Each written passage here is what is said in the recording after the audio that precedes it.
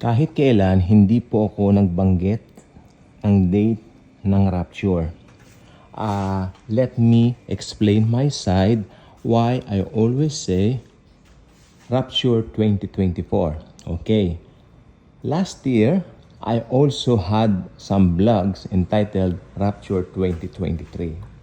You know what? What's my reason by doing this? The only reason I'm doing that is for you to remain expectant of the Lord's return anytime. Wala po kasing senyales ang rapture. Wala siyang senyales. Dumarating, nangyayari. Amen? Mangyayari.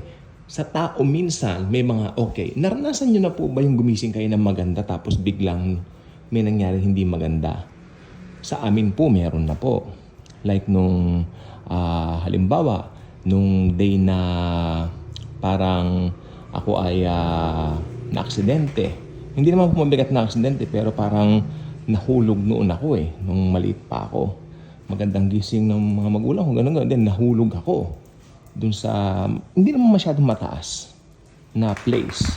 Meron pang time, yung dumugo ang ulo ko, naglalaro lang ako, tapos natusok yung ulo ko doon sa parang pako na nakamit ko pala roon. Dumugo, pinakamadugo pa naman ang ulo. I was 7. In-stitch yan, tinahi ang ulo ko, dugo ng dugo continuously. In fact, nung the night na tinahiyan, ang suggestion ng doktor, diyan sa FEU ko dinala Pag patutulogin niyo po siya, mami, kanong doktor, nakaupo muna. Yung semay lang na parang ganyan. Wag mo nang ihiga ng Pero kinabukasan umokay din. Yan po ang sinasabi ko. May mga bagay na hindi natin inaasahan. What if gumising ka, hindi ka Jesus conscious? Di ba? Mas maganda kasi maganda yung sinabi ni Dr. David Jeremiah, every day we must expect the Lord to return. That's why I have some vlogs, Rapture 2024. Pero hindi ko sinabing rapture na. Di ba? Pero sinabi ko, pwedeng rapture na. Pero hindi ko sinabing rapture na talaga nagbigay ako ng date. Alam niyo, may kwento po ako sa inyo. I'm only a little kid. Dito po sa first naming nakita ito sa Cubao. Malit na bata pa lang ako. Dad, ano yan? Oo. Kanyang gano'n. May mga born again na ang naglagay. Sabi niya. Okay, so may nilagay kasi na picture si Jesus doon, yung parang nasa mga ulap siya. I was so little that time, pero hindi ko makakalimutan yung itsura. Si Jesus, nasa ulap, maraming angels sa paligid niya, at tapos yung mga tao pumapaitaas. Actually, inahanap ko sa internet yung eksaktong litrato, wala akong makita.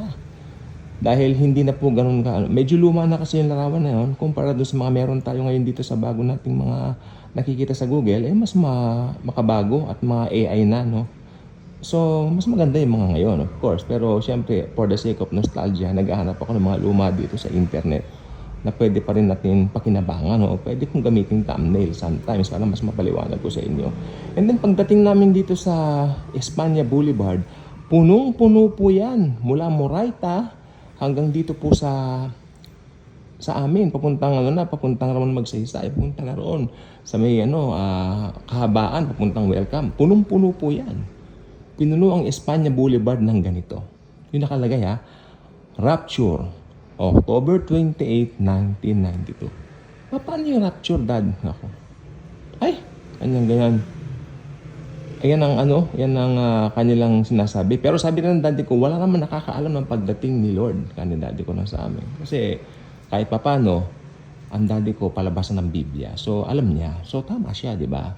And then ito pa nangyari, mas lalo akong nalito nung yung mga kalaro ko, nagsabi, sabi nung isa, ewan ko, nagpapasikat lang siguro si kuya.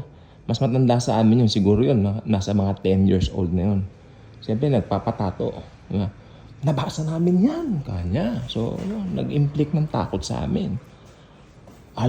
Nakalagay sa Bible, October 28 nga, tama yung Bible namin, sabi niya. So, pag bata ka, hindi ka naman nagbabasa ng Biblia. Di ba? Madali kang maloloko, malinin lang ka. So, yan po sinasabi ko sa inyo.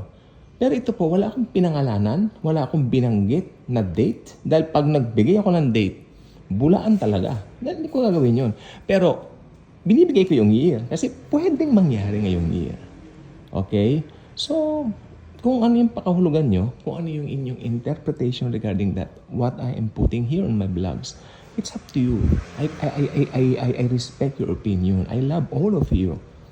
Of course. And I will continue to put here some videos according sa ano yung pananalig ko, siyempre, kung ano yung talagang nasa Biblia. Nasa Biblia, imminent ang rapture. Pag sinabi nating imminent, wala po siyang senyales. Kasi, yung second coming, may senyales po yan. Oo. Kasi bibilang ka ng 7 years after ng rapture. Halimbawa, nag-rapture ngayong 2024. O bilang tayo ng 7 taon, 24, 25, 26, 27, 28, 29, 30. Sa 2031, second coming na. Pero kawawa kapag naiwan ka ngayon. Halimbawa, rapture ngayon 2024, naiwan ka. Ibig sabihin, pasok ka na sa tribulation. Makikita mo na si Antikristo, magtatayo ng third temple. Kung naiwan ka, yan ang senaryo mo. Kung naiwan ka, makikita mo yan, magtatayo siya ng temple.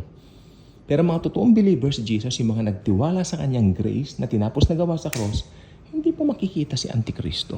At hindi na rin natin masasaksihan yung pagpapatayo nito ng third temple. Ganun lang po yun. So, lately, ang daming pinapakita ng Lord sa akin sa dreams. Sa dreams. Minsan ang pinaka-nakakatakot po, talagang hiniling ko sa Lord, Lord, please lang po.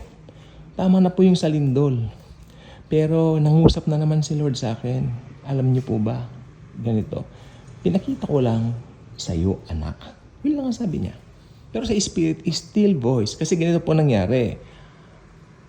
May nakalagay na po dito. Alam niyo pagkatapos ng panaginip ko, right after my dream, hindi ba nanaginip ako, sabi ko, naligo ako 11 o'clock ng gabi. Kasi hindi naman po ako makatulog ng napakainit at ayaw kong buksan yung aircon sapagkat may nangyayari sa katawan ko due to asthma kapag binubuksan ko sa aircon. So ang ginawa ko, 11 o'clock, maliligo ko. And then, pagkatapos kong naligo, ewan ko, dahil sa sobrang pagod ko na rin, magnanap muna ako. Total, hindi pa tuyo yung buhok ko, nagnap lang sandali ako. Until nakita ko ang sarili ko, pasok na sa panaginip ko, nasa kusina ako. Sa kusina. At doon sa panaginip ko, yung patay ko ng daddy, daddy ko, yumauna eh. Yung daddy kong yumauna, nandun sa dirty kitchen, sa kusina. Buhay na buhay siya sa panaginip ko. And then, yumanig. You know what to do, sabi niya, kasi nag-drill po kami ng daddy ko dati sa Red Cross. So, alam namin ang sinasabi niya. Alam niya sinasabi niya. You know what to do? Of course, I know what to do. So, nag-drop ako, di ba? Pagkatapos, pag una ko yan, tinakpan ko yung ulo ko. And then, nasa ilalim ako ng lamesa, sa kusina, at kitang-kita ko, ito, dito po. Yang mismong yan, yung sahig na yan. Diyan ako, gumana ako, nag-drop ako, kinabahan ko yung ulo ko. Pero ang problema naman, yung mismong simento namin, nabuksan. Nakakakilabot, hindi ko nakita, nabuksan. Malaki, parang talagang lumuwa siyang ganon. Nagising na ako. Humihingal po ako. Lord, ako. Nagnap lang po ako. Then tinignan ko yung oras. Nakatulog po ako 10 minuto. Kasi I slept in around 11:05. Waking up around 11:15. Sa loob lang ng 10 minuto, nakapanaginip tayo ng hindi kaaya-aya. I can say hindi kaaya-aya. And then right after that dream of mine, may nag-comment pa nga rito, Pastor, ang dami mo naman nakikita, daig mo pa si John. I take that as a compliment. Lord, if you wish me to be a prophet, why not? Pero Lord, matatakotin ako, hindi ako katulad ng iba. Kaya wag na lang po, Lord, ako. Mangangaral na lang po ako ng salita mo. Medyo nakakakaba po yan ako sa kanya. Kasi, pagkatapos ko ng dream kong yon tungkol sa lindol, nag-post na ang pillbox after 2 days or 3 days. Mag-prepare daw tayo sa magnitude 8.2 na lindol. Sa buong Kapilipinasan, sa buong Pilipinas, sa buong kabansaan natin, buong bansa. We prepare for the worst. Pero ako naman review ko, Lord, yung sinabi ko po sa iyo, Lord, na siyempre ayoko naman ng mga ganyan. Hindi ko po alam, pero sabi ko, Lord, may significance po.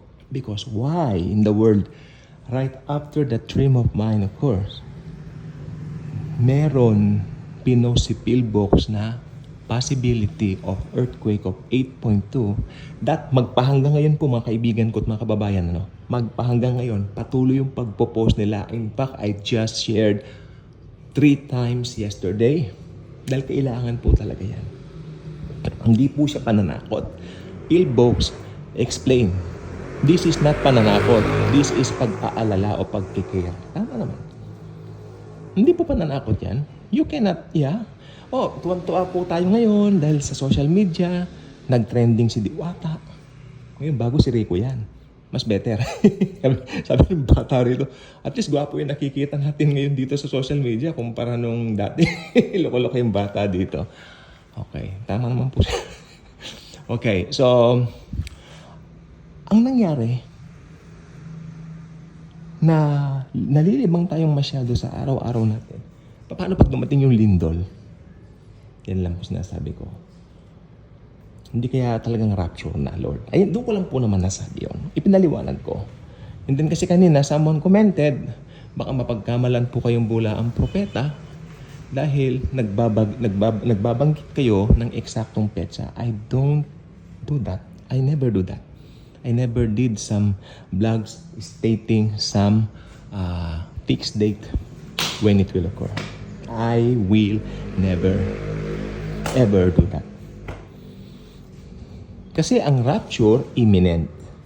So, ang sabi ko, 2024, ang 2024, saklaw po niya ang January 2024 to December 2024. Di ba?